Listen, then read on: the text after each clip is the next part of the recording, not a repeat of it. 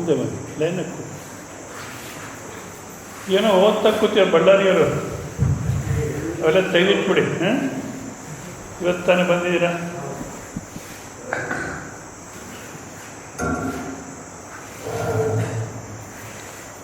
ಓಂ ಸಹನಾವತು ಸಹನೌ ಭುನಕ್ತು ಸಹ ವೀರ್ಯಂ ಕರವಾವಹೈ ತೇಜಸ್ವಿನೋವಧೀತಮಸ್ತು ಮೋ ವಿದ್ವಿಷಾವಹೈ. ಓಂ ಶಾಂತಿ ಶಾಂತಿ ಶಾಂತಿ.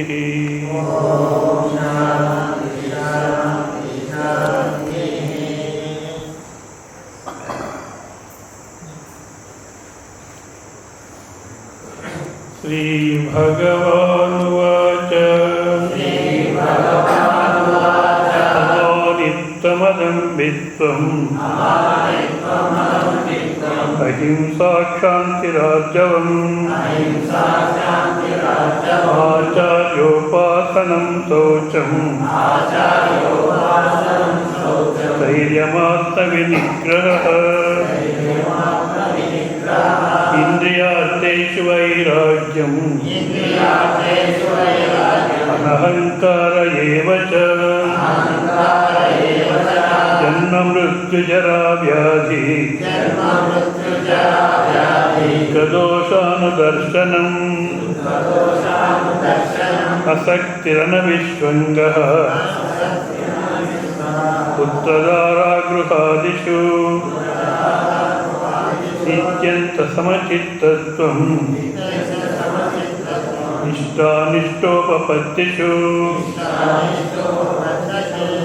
ಅಮಾನಿತ್ವಂ ಅದಂಬಿತ್ವಂ ಅಹಿಂಸಾ ಕ್ಷಾಂತಿ ಆರ್ಜವಂ ಆಚಾರ್ಯೋಪಾಸನಂ ಶೌಚಂ ಸ್ಥೈರ್ಯಂ ಆತ್ಮವಿನಿಗ್ರಹ ಇಂದ್ರಿಯಾರ್ಥೇಷು ವೈರಾಗ್ಯಂ ಅನಹಂಕಾರ ಏವ ಚ ಜನ್ಮ ಮೃತ್ಯು ಜರಾ ವ್ಯಾಧಿ దుఃఖదోషానుదర్శనం. ఇంతవరకు చూస్తున్నాము. ఈ గుణాలన్నీ ముముక్షుకు ఉంటే మోక్షం వస్తుంది, లేకపోతే రాదు అంటారు శంకరాచార్యులు. సో విని ఈరోజుతో అయిపోతుంది, వదిలేస్తామంటే దంభిత్వం మానిత్వం అంతా పోగొట్టడానికి ప్రయత్నం చేయాలి. దాంట్లో ఇప్పుడు అసక్తి అనవిష్కంగా పుత్రదారాగృహాదిషు శక్తి ప్రీతి సంగనిమిత్తేషు విషయేషు ప్రీతిమాత్రం తదభావ అసక్తి. తర్వాత ఇంకోటి అనవిష్వంగ అవిష్వంగ అభావ. అవిష్వంగో నామ ఆసక్తి విశేష ఏవ అనన్య ఆత్మభావలక్షణ. యత అన్యస్మిన్ సుఖిని దుఃఖిని వా అహమేవ సుఖీ దుఃఖీ చ జీవతి మృత్యేవ అహమేవ జీవామి మరిష్యామి చ ఇతి. అంటే ఇది ప్రశ్న వేసుకుంటూ పుత్రదారా గృహాదిషు పుత్రేషు దారేషు గృహేషు ఆదిగ్రహణ అన్యేషు అపి అత్యంత ఇష్టేషు దాసవర్గాదిషు. అంటే అవిష్వంగ నా వాళ్ళు లేదా నాది అనేది నెమ్మదిగా హాయిగా ఉంటే నేను హాయిగా ఉంటాను. వాళ్ళకేమన్నా అయిందంటే నాకేమైపోయింది. నాది అనేదానికి ఏమన్నా అయింది అంటే నాకే అయింది అని బాధపడేది సామాన్యంగా మనిషి లక్షణం.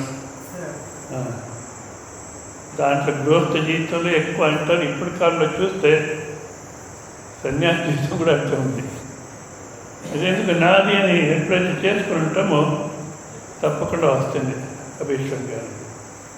అంటే భార్య పిల్లలు చూసుకోకూడదా, నా వాళ్ళని వీళ్ళు చూసుకోకూడదా, నాది అనేదాన్ని చూసుకోకూడదా అంటే చూసుకోవాలి. కానీ దానికి ఏమన్నా అయ్యిందంటే నాకే అయ్యింది. వాళ్ళకి రోగం వస్తే నాకే రోగం వచ్చింది.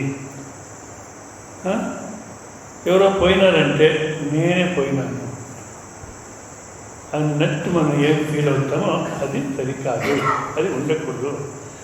అవిశ్వంగా ఉండకూడదు, అనవిశ్వంగా ఉండాలి అంటున్నారు.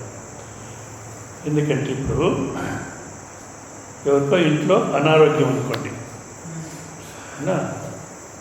అనారోగ్యం అంటే వాళ్ళు చూసుకోకూడదని కాదు, కానీ వాళ్ళకి అనారోగ్యం అయితే నాకే అనారోగ్యము. నేను పూర్వంలో ఏదో ఆఫీస్లో పనిచేసే సమయంలో అప్పుడు కూడా ఇదే పని. ఈ వేరే వాళ్ళు వచ్చి ఉదయమే 7:45కు కార్ పని చేయాలి, సీట్కి వచ్చి కూర్చుంటే ఇట్లా కూర్చునేవాళ్ళు. ఏదో ఆకాశం తలపైన పడిపోయింది, యాకి ಹೀಗೆ ಕೂತಿದ್ದೀರಾ? ನಗ್ತಾಯಿದೆ, ಸಂತೋಷವಾಗಿದೆ. ಯಾಕೆ ಹೀಗೆ ಕೂತಿದ್ದೀರಾ?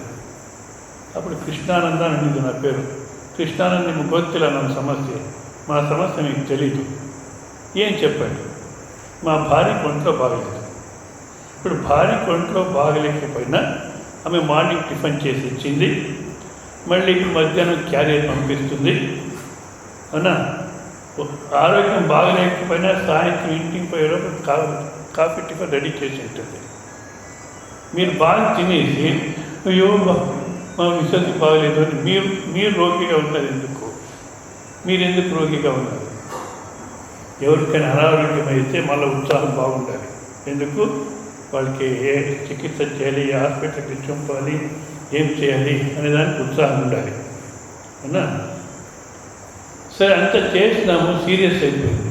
ఇప్పుడన్నా ఏడేస్తే మంచిది కదా, ఇప్పుడే నాకే అయిపోయింది అనుకుంటే మంచిది కదా అంటే ఇప్పుడు ఇంకా ఉత్సాహం బాగుండాలి. ఎందుకు సీరియస్ అంటే ఎక్కడ ఏ హాస్పిటల్కి చెప్పాలి, బ్లడ్ కావాలన్నా, ఆక్సిజన్ కావాలన్నా, ఏం కావాలి అంటే దానికి ఇంకా ఉత్సాహం ఉండాలి మరి. అప్పుడు కూడా ఏదో నాకే అయిపోయింది అని ఏడుస్తూ కూర్చుంటే అర్థం లేదు. ఇంత చేసినాము, పోయినారు. ఇప్పుడన్నా మనము పోయినాము అనే భావన వస్తుంది కదా అంటే ఇప్పుడు ఆ భావన వస్తే లేదా ఏడిస్తే ఏమన్నా ప్రయోజనం ఉందా? మరి చూసుకుందాం. అయితే నాకేమైపోయింది అనేటువంటి మోహం అవిశ్వంగానిది సరికాదు. మోహం ఇది కర్ణాటకలో న్యాయాధీశ భాస్కర్ రావు అని ఇప్పుడు కేసు జరుగుతాడు. ఆయన లోకాయుక్త అనేది ఒకటి ఉంది, దానికి చీఫ్ అనమాట. ఇంతకుముందు చాలామందికి వీళ్ళు తప్పు చేశారని జడ్జిమెంట్ ఇచ్చి చాలామంది జైల్లో వేశాడు, చాలామంది ఫైన్ వేశాడు, అంతా చేస్తాడు. కానీ చాలా నిష్ఠతోనే పనిచేశాడు. ఆయన పైసలు లంచం ఇచ్చి తీసుకోలేదు. కానీ కొడుకు 10 లక్షల లంచానికి ప్రయత్నం చేశాడు. నిజంగా ఇంత జడ్జి ఆ కొడుకు పని చేస్తే వద్దు, ఇది సరికాదు అని చెప్పలేకపోయినాడు. ఎందుకు చెప్పలేకపోయినాడు?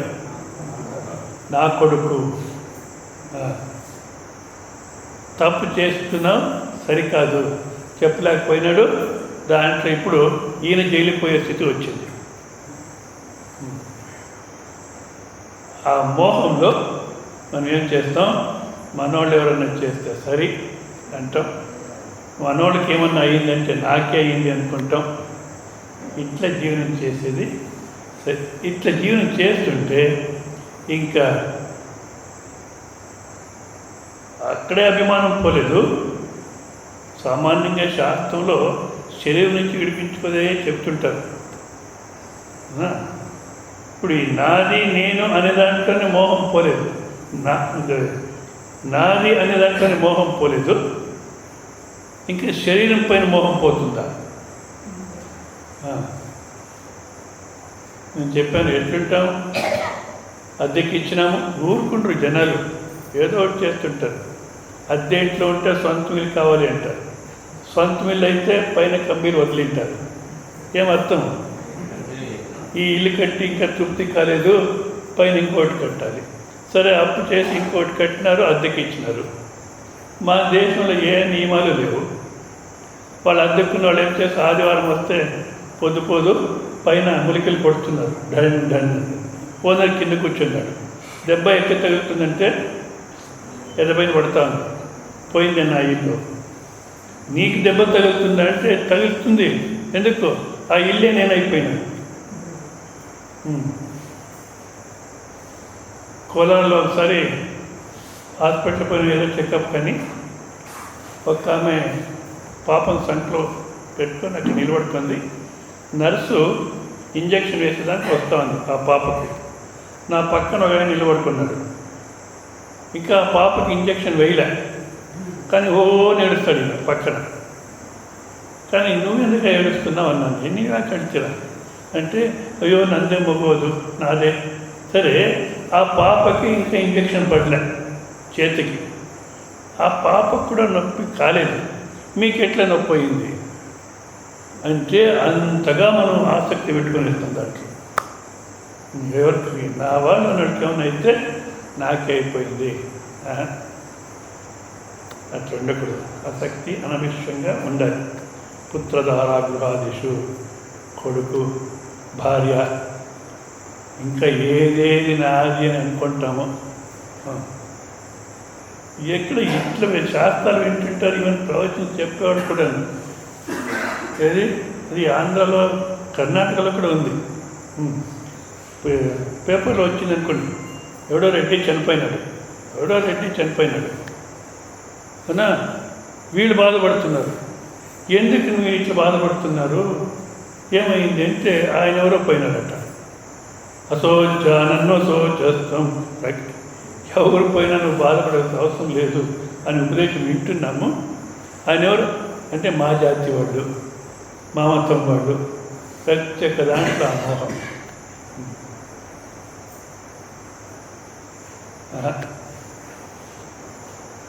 అట్లా నా వాళ్ళు నాది అనేదానికి ఏమైనా నాకేమీ కాలేదు అనేటువంటి స్థితి ఉంటే తర్వాత ఈ శరీరం నుంచి మనం విడిపించుకోవడం సాధ్యం. ఎప్పుడైతే అక్కడే ఉన్నామో ఇంకా ఇక్కడి నుంచి విడిపించుకునేది చాలా కష్టమవుతుంది. ఆసక్తి అనవిశ్వంగా పుత్రధారా గృహాదిషు నిత్యంత సమచిత్తత్వం ఇష్టానిష్టోపమత్సు అంటే ఇష్టమైనది ప్రాప్తి అయినా అనిష్టమైనది ప్రాప్తి అయినా మన సమాధానంగా ఉండాలి. ఇష్ట అనిష్ట ఉపపత్తిషు అంటే ఏం జరిగిన జీవితంలో మనసు సమాధానంగా ఉండాలి.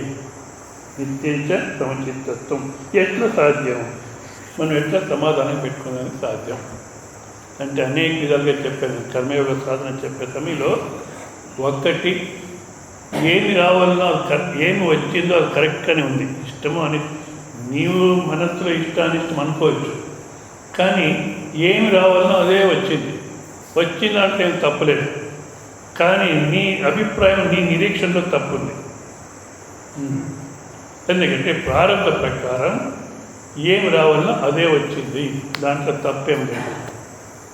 నిధి కానిది నీకు లేనిది రమ్మన్నా రాదు, నిధి అయినది నీ కొరకున్నది పొమ్మన్నా పోదు. లేని దానిని రమ్మనకు మరి ఉన్నదానిని పొమ్మనకు, రాకపోకుల వాడుక తెలియక వేడుక లేదనకు. ప్రారంభక ఏం రావాలో అదే వచ్చింది. స్వామీజీ మీరేం కూర్చొని చెప్తారు, ఎంత కష్టం చూడండి. ప్రారంభ ప్రకారం అంటారు మీరు కష్టం అనుభవిస్తున్నామంటే మన అకౌంట్లో ఉన్నటువంటి పాపం తగ్గిపోతూ ఉంది. ఇప్పుడు పాపం తగ్గిపోతూ ఉంది అని సంతోషపడాలన్నా బాధపడాలన్నా, అయ్యో నా పాపం అంతా పోతూ ఉంది అని ఏం చెప్పండి, అవునా కదా? కనుక ప్రారంభమని ఒప్పుకోండి. లేదా ఏమి వచ్చిందో దాంట్లో అనుకూలమైంది ఏదో ఉంది, అనుకూలమైంది ఏదో ఉంటుంది. ఆ అనుకూలమైన దాన్నే చూస్తే మనసు బాధపడదు, సమాధానంగా ఉంటుంది. అనుకూలమైంది చూస్తే మనసు బాధపడదు. ఏ పరిస్థితిలో అయినా సంపూర్ణంగా అనానుకూలము, సంపూర్ణంగా అనుకూలమని ఉండదు. అనుకూలం ఉంటుంది, అనానుకూలం ఉంటుంది. ఎవరో ఇల్లు కట్టించారంట, గృహప్రవేశం జరగాలి. అంతలో అది ఇప్పుడు కాలంలో అది భారతదేశంలో ఈ కాంట్రాక్టర్స్ కట్టే ఇల్లు. వాడు ఇంజనీర్ అంటాడట, ఏమయ్యా ఈ బిల్డింగ్ కట్టినావు అప్పుడే పడిపోయింది అంటే, నేను చెప్పినాను మీ ఇంజనీర్కు నీకు పట్సం ఉంది, బిల్డింగ్ దగ్గర వచ్చి తుమ్మితే పడిపోతుందని అన్నాను, వాడు వినలేదు. బిల్డింగ్ దగ్గర వచ్చి తుమ్మినాడు, పడిపోయింది. ఇంత మాత్రం జవాబుదారీతో కడుతున్నారు. అడిగేవాళ్ళు పెట్టేవాళ్ళు.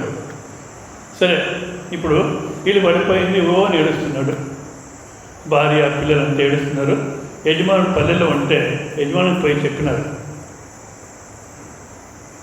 పడిపోయింది ఇల్లు, శుక్రవారం గృహప్రవేశం పెట్టుకున్నాము, ఈ గురువారం పడిపోయింది అని అంటే ఆయన చాలా సంతోషంగా మందిరానికి పోయి దేవునికి అభిషేకం అర్చన అంతా చేయించి పల్లెలంతా ప్రసాదం పంచినాడు సంతోషంగా. ఏందే పిచ్చి నీకు, ఈ కట్టి నీళ్ళు పడిపోయింది, గృహప్రవేశం కూడా చేయలేదు, పడగొట్టినాడు దేవుడు, మళ్ళీ నీవు దేవుడిని నమ్ముకుంటావా అంటే, అట్లా మాట్లాడకండి, దేవుడు దయామయుడు. వీళ్ళు శుక్రవారం గృహప్రవేశం చేసి అందరూ పోతారు, ఇంకా పడిపోయే ఇంట్లోకి చేరుకొని అందరూ పోతారని ముందే పడగొట్టేసినాడు. ఒక్కడ శుక్రవారం రాత్రి పోయింటే అందరూ పోయేవాడు కదా. ఇప్పుడు దేవుడు మంచి చేసిన చెడ్డ చేసినాడు. అది అనుకూలం ఏదుందో అదే చూడాలి.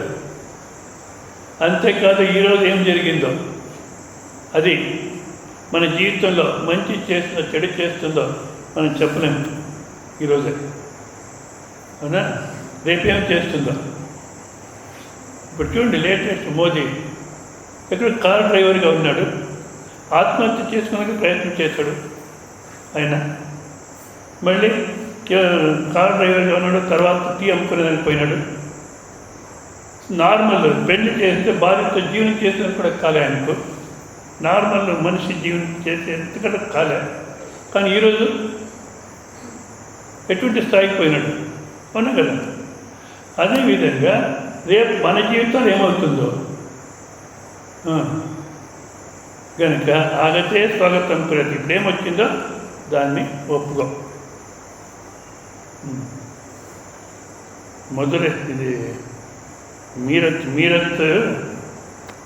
దీంట్లో మీరత్లో ఒక మందిరంలో ఒక అతను ఆర్టిసంలో గంట కొట్టే పనిలో ఉన్నాడట. గంట కొట్టేటువంటి పని 50 రూపాయలు జీవించేవాళ్ళట. ఆ బ్రిటిషర్స్ టైంలో ఫారినర్స్ వాళ్ళంతా చాలామంది వస్తున్నారు ఆ మందిరానికి. సరే, ఒక రూల్ తీసుకొని వచ్చినారు, అందరూ ఇంగ్లీష్ నేర్చుకోవాలి, అందరూ ఇంగ్లీష్ నేర్చుకోవాలి అన్నారు. ఈయన 45 సంవత్సరం 50 సంవత్సరం ఇక్కడెక్కడ నేను నేర్చుకునేది నా వల్ల కాదన్నారు. కాదంటే 1 నెల జీతం ఎక్స్ట్రా ఇచ్చి తీసేస్తాం నిన్ను అన్నారు. సరే, తీసేస్తున్నారు. సరే, ఉద్యోగం పోయింది, ఇంకెట్లా జీవనం చేయని బాధపడుతూ మీరత్ నగరంలో పోతున్నాడు. సిగరెట్ తాగుదాము అని ప్రయత్నం చేస్తే సిగరెట్ ఎక్కడ కనబడలే. ఆ రోడ్లో 2 కిలోమీటర్స్ రోడ్లో సిగరెట్ అంగడినే లేదు. అప్పుడు వీడు ఎటు నా దగ్గర 100 రూపాయలు ఉంది, అప్పుడు 100 రూపాయలు అంతా విలువ ఉంది. దీనికి ఒక చిన్న సిగరెట్ అంగడి ఈ రోడ్లో ఓపెన్ చేస్తే వ్యాపారం బాగా అవుతుంది అని ఒక చిన్న అంగడి ఓపెన్ చేస్తాడు.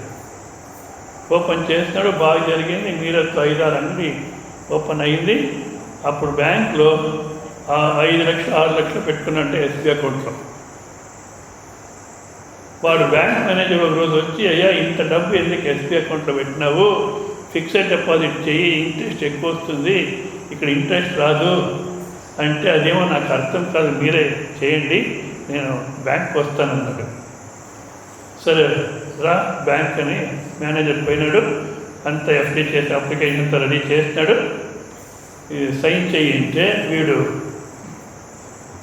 ఇది బటన్ వేస్తాడు. నీకు సైన్ చేసేదానికి రాదా? లేదు, నేను స్కూల్కే పోలేదు, నాకే విద్య రాదు. అయ్యయ్యో, ఏ విద్య లేకుండా ఇంత డబ్బు సంపాదించేసావంటే, నువ్వు విద్య ఉండింటే నువ్వు ఇంకెంత సంపాదించేసేదావు అంటే. అప్పుడంటాడు, విద్య ఉండింటే 50 రూపాయల జీతంలోనే ఉండేవాడు, విద్య లేదు కనుక ఇట్లా తయారైంది. మంచిదైందా లేదా?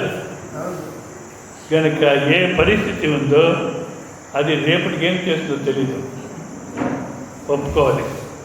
అంతేకాదు జీవితం ఇన్ని విధాలుగా చెప్తున్నాను. ఏదైనా పరిస్థితి వచ్చినప్పుడు ఏదైనా విధంగా సమాధానం చేయండి.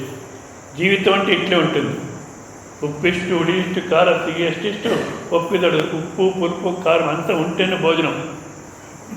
సీత ఉష్ణ సుఖ దుఃఖ మాన అవమానం ఉండేదే జీవితం. ఏమీ లేకుండా ఉండాలంటే కుదరదు. ఇట్లా మనస్సుని ఏం జరిగిన జీవితంలో సమాధానంగా పెట్టుకోవాలి అని చెప్తూ తర్వాత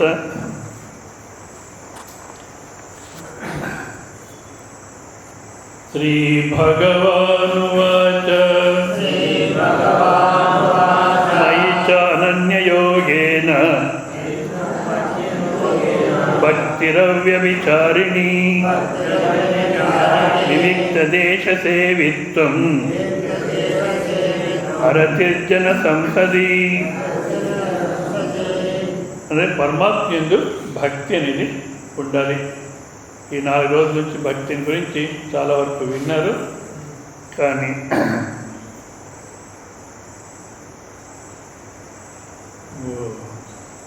ప్రేమ భక్తి అంటే నాకు ఇష్టం, వాళ్ళేమన్నా చేసుకోండి, నాకు ఇష్టం అంతే. ఎక్కడ భావన చేయాలి మనం? ద్వే రూపే వాసుదేవస్య చలం అచలమేవ చ చలం సన్యాసినో రూపం అచలం ప్రతిమాదికం. పరమాత్మునికి సమస్త రూపాలు పరమాత్మ రూపమైన 2 చోట్ల భావన చేయాలి అంటారు.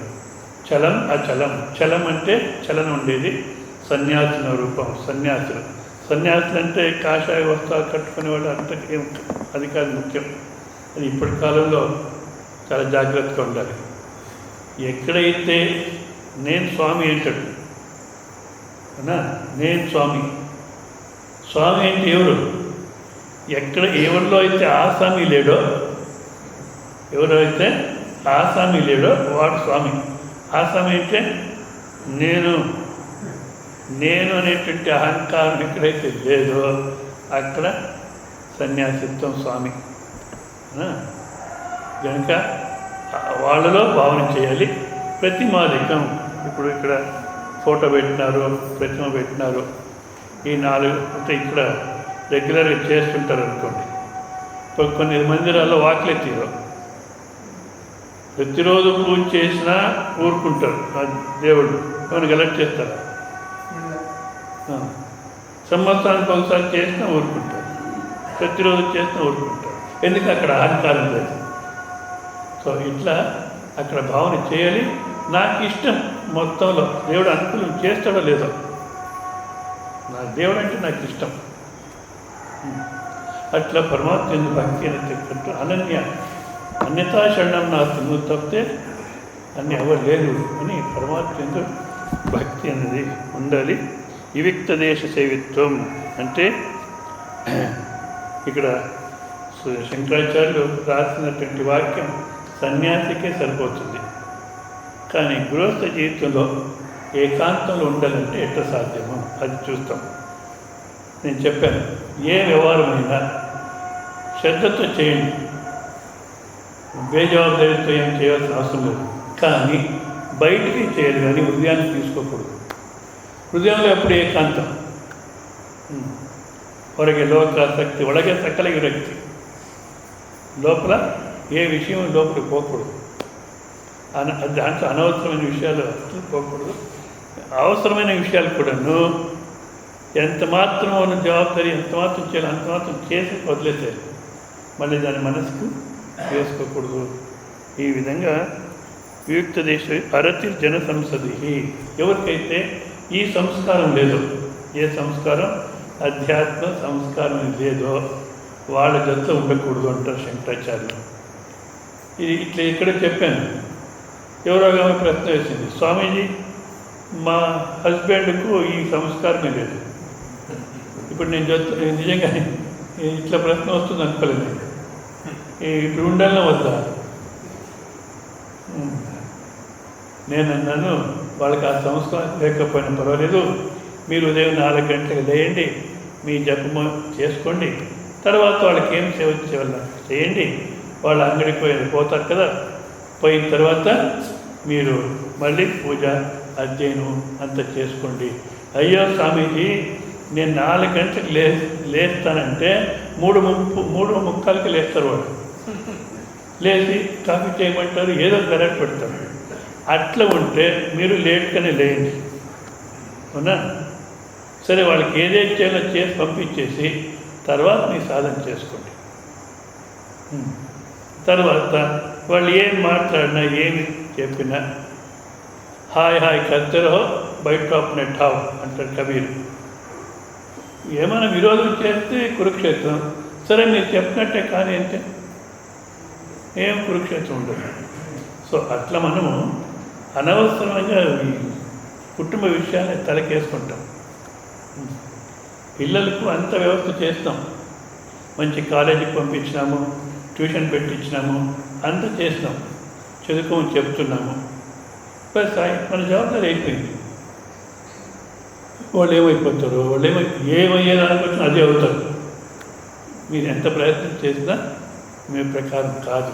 కనుక అనవసరంగా వ్యవహారాన్ని వేసుకోకుండా మనసులో ఏకాంతత ఉండాలి. వివిక్త దేశీయుతం అరతి జన సంస్థది. సంస్కారం లేని వాళ్ళు జట్లు ఉండకూడదంటే ఇటువంటి పరిస్థితి. భార్యకే ఆ సంస్కారం లేదు, భర్తకి సంస్కారం లేదన్నప్పుడు కొంచెం మనకు ఇబ్బందిగా కనబడుతుంది. కానీ అక్కడ కూడాను బాహ్యంలో మనం సాంసారికంగా ఉండాలి, ఆంతరికంగా భక్తితో ఉండాలి.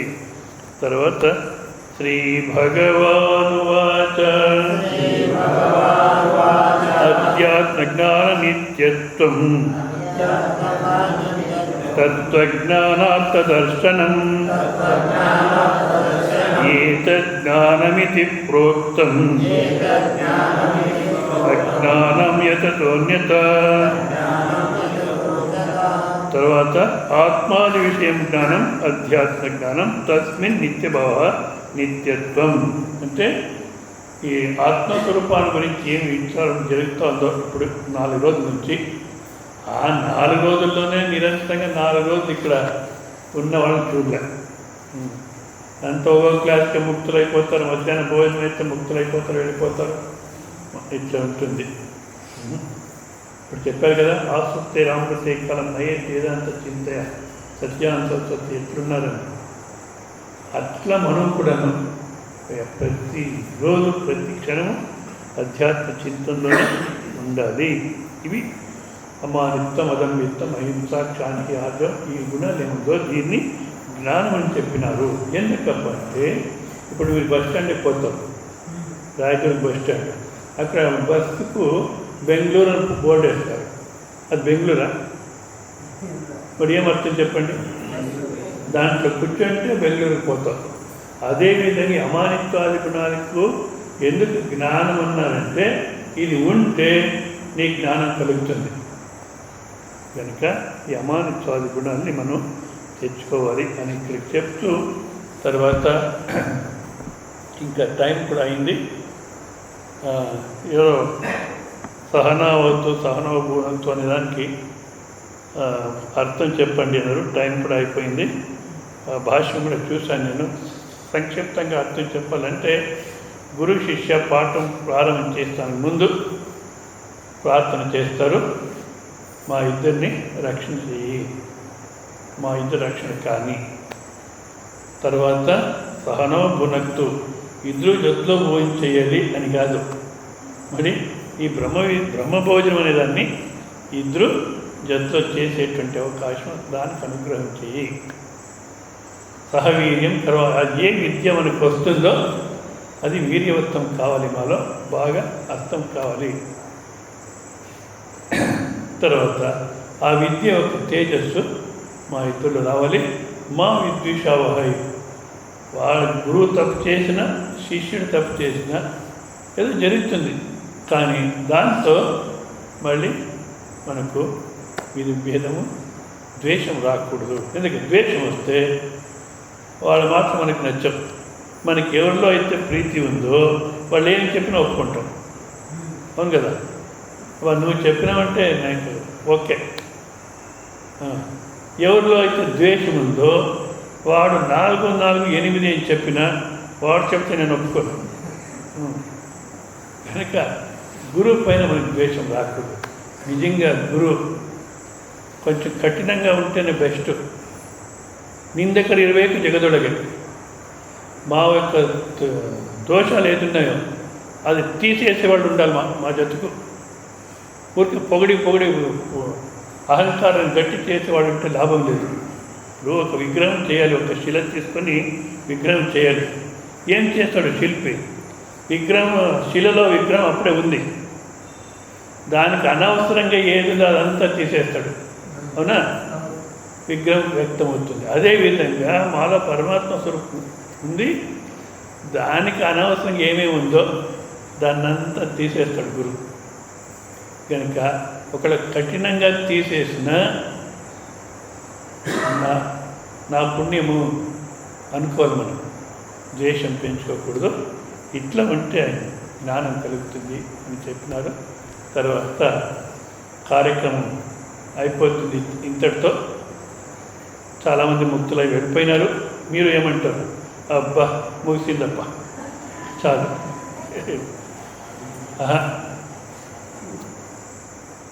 ఇక్కడ ఏదో బసవಣ್ಣ వాళ్ళ వచనం ఉంటుంది, కరికను కెంచనెదరే కెంచనాగమని. అంటే నల్లగుండేవాడు ఎవరో ఎర్రగుండేవాడిని గురించి ఆలోచన చేస్తే వాడు ఎర్రగైపోతాడా? పేదరికంలో ఉండేవాడు కోట్యాధీశం గురించి ఆలోచన చేస్తే వీడు కోట్యాధీశుడు అయిపోతాడా? అదేవిధంగా మనం 6 నెలలకు ఒకసారి సత్యాన్ని సరస్వతి 4 రోజులు దాంట్లో 1 పూట 2 పూటలు ఇట్లా చేసేస్తే మనం సత్యాన్ని సరస్వతి అయిపోతాము. మరి ఎందుకోసం పెట్టినారు ఈ కార్యక్రమం? 4 రోజులు ఏం బోధ జరుగుతుందో దాన్ని మన జీవితంలో శాశ్వతంగా పెట్టుకోవాలి. ఉదయం 4 గంటలకు లేయాలి, నామజపాభ్యాసం చేయాలి. తర్వాత శరీర శుద్ధి కోసం వాకింగు, యోగాసనాలు చేసుకోవాలి. తర్వాత ఇంటి పనులు ఏమేమి ఉన్నాయో ఇంటి పనులు కానీ, అంగడి కానీ, ఆఫీస్ కానీ చేయాలి. పరమాత్మ నీ సేవ అని యోగ బుద్ధితో చేయాలి. ఏమొచ్చినా మనం సమాధానంగా పెట్టుకోవాలి. ఆ తర్వాత ఇక్కడ రోజు ప్రవచనాలు జరుగుతాయి. ఈ ఊళ్ళో ఉన్నవాళ్ళకి నిజంగా పుణ్యమే, కానీ ఎంతమంది ఉపయోగం చేసుకుంటారో తెలియదు. రోజు వచ్చి వినండి. లేదా మీరు ఎక్కడెక్కడ ఉంటారో, ఏ ఊళ్ళో ఉన్నారో అక్కడ ఎవరు చెప్పినా వినండి. దాంట్లో శుద్ధి యుక్తి అనుభవపూర్వకంగా చెప్తున్నారా అది తీసుకోండి, లేదా ఇంకేదో చెప్తానంటే వదిలేస్తాయి. సో రోజు శ్రవణావకాశం ఉంటే శ్రవణం చేయండి, నామజపాభ్యాసం చేయాలి, శరీర శుద్ధి కోసం సాధన చేయాలి. తర్వాత చేసేటువంటి జీవితాన్ని యోగ బుద్ధితో చేయాలి. ఆ తర్వాత శ్రవణావకాశం ఉంటే శ్రవణం చేయాలి, లేదంటే సత్యానంద సరస్వతి గ్రంథాలు కన్నడలో చాలా ఉన్నాయి, ఇంగ్లీష్లో కూడా ఉంటుంది, సాంస్క్రిట్లో కూడా ఉంది. కానీ సాంస్క్రిట్ వచ్చేవాడు ఎవరు ఉన్నారో లేదా, ఆ గ్రంథాలు చదవండి. మళ్ళీ తెలుగులో కూడా చాలా పుస్తకాలు ఉన్నాయి, ప్రతిరోజు చదువుతుండాలి. అట్లా మన జీవితమే అధ్యాత్మం అయిపోవాలి. అట్లా ఈ 4 రోజులు విన్నదాన్ని మనం తెచ్చుకొని మళ్ళీ ఇంకో 6 నెలలకు మళ్ళీ ఆరాధన కార్యక్రమం వస్తుంది. అప్పుడు ఏమేమి చేస్తున్నామో అది సరిగా ఉందా లేదా చెకప్ చేసుకోవాలి.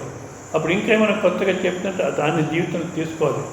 ఇట్లా మనం సాధన చేసి స్వస్థలు మిగిలిపోవాలి. కానీ అయిపోయింది ఒక కార్యక్రమం, బస్ తెగింది రామాయణం అంటే లాభం లేదు. సో అట్లా చేయండి. ఇంకా ఎక్కువ మాట్లాడే టైం అయిపోతుంది. ఓం పూర్ణమద పూర్ణమిదం